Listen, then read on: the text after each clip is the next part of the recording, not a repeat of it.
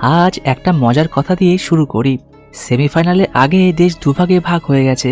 একদল বলছে অভিষেককে বসাও, আর একদল বলছে না না ওকে খেলাও। চায়ের দোকান থেকে টুইটার, সবাই আজ সিলেক্টর। তো চলুন এক এক করে সব কথা বলি। চলুন প্রথমে দেখে নিই কুলদীপ না বরুণ। ধরুন আপনি টিম মিটিংয়ে বসে আছেন, সামনে বোর্ডে দুটি নাম লেখা, এক কুলদীপ যাদব ও দুই বরুণ চক্রবর্তী। কেউ বলছে ইংল্যান্ড লেগ স্পিন ভালো খেলে না, কুলদীপকে খেলাও। লজিক আছে, কিন্তু সমস্যা কোথায় জানেন?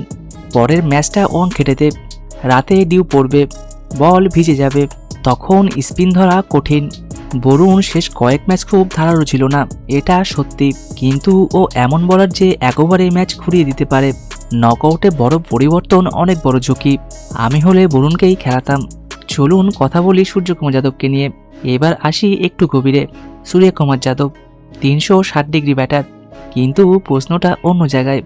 বড় দলের বিরুদ্ধে বড় ইনিংস, সংখ্যা বলছে বিশ্বকাপে বড় দলের বিরুদ্ধে 50 খুব বেশি নেই। এটা অস্বস্তিকর, কিন্তু একটা জিনিস মনে রাখবেন, সূর্য যখন রান করে ম্যাচের গতি বদলায়। সেমিফাইনাল নিজের মাঠে, এই মঞ্চটা তো বড় প্লেয়ারের জন্যই। এখন আসল প্রশ্ন, অভিষেককে কি ড্রপ করা উচিত? সোশ্যাল মিডিয়ায় বড় ঝড়, ড্রপ করো, ফর্ম নেই। কিন্তু একটু থামুন, অভিষেক শর্মা এই মাঠে ইংল্যান্ডের বিরুদ্ধে 135 করেছিল। ওই ইনিংসের পর সবাই বলেছিল ভবিষ্যৎ এসে গেছে। অনেকে বলে ও স্লোগার, কিন্তু আমি বলবো না। স্লোগার হলে শুধু লেগ সাইডে মারত, কিন্তু অভিষেক অফসাইডে ভালো কভার ড্রাইভ খেলে, টপ হ্যান্ড ডমিনেট করে, মানে টেকনিক আছে। হ্যাঁ, এখন রান আসছে না, কিন্তু বড় প্লেয়াররা বড় মঞ্চেই ফিরে আসে। শিবম দুবেকে কি হার্দিকের ওপরে খেলানো উচিত?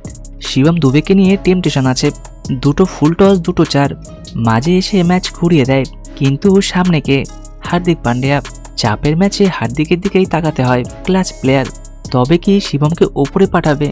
মন বলে হ্যাঁ, কিন্তু ব্রেন বলে ঝুঁকি আছে। চলুন দেখে নিই বোলিংয়ে দুর্বলতা। অনেকে ভয় পাচ্ছে, কিন্তু দেখুন, জাসপ্রীত বুমরা আছে, ওর 4 ওভার মানে গ্যারান্টি। আশদীপ উইকেট নেয়, আকসার কন্ট্রোল রাখে। তবে হার্দিককে ঠিক সময় ব্যবহার করতে হবে। আপনি যদি প্রশ্ন করেন দুর্বল, আমি বলবো না। আপনি যদি বলেন পারফেক্ট, আমি বলবো তাও না। কিন্তু লড়াই করার মতো যথেষ্ট। ভাবুন, শেষ ওভার, 12 রান দরকার। বোলিংয়ে বুমরা, ক্রিজে ইংল্যান্ডের সেট ব্যাটার, স্টেডিয়াম চুপ, একটা বল একটা মুহূর্ত। সেমিফাইনাল মানে এটাই, নার্ভের খেলা। অভিষেক ঝড় তুলতে পারে, সূর্য আগুন জ্বালাতে পারে, হার্দিক ফিনিশ করতে পারে, এবং বরুণ চমকে দিতে পারে। এতদূর যাদের নিয়ে এসেছি তাদের উপরে বিশ্বাস রাখাই কি ঠিক না? ভিডিওটি ভালো লাগলে লাইক ও শেয়ার করবেন এবং সাবস্ক্রাইব করতে ভুলবেন না। চলুন দেখা হচ্ছে আরেকটি নতুন ভিডিওতে। ধন্যবাদ।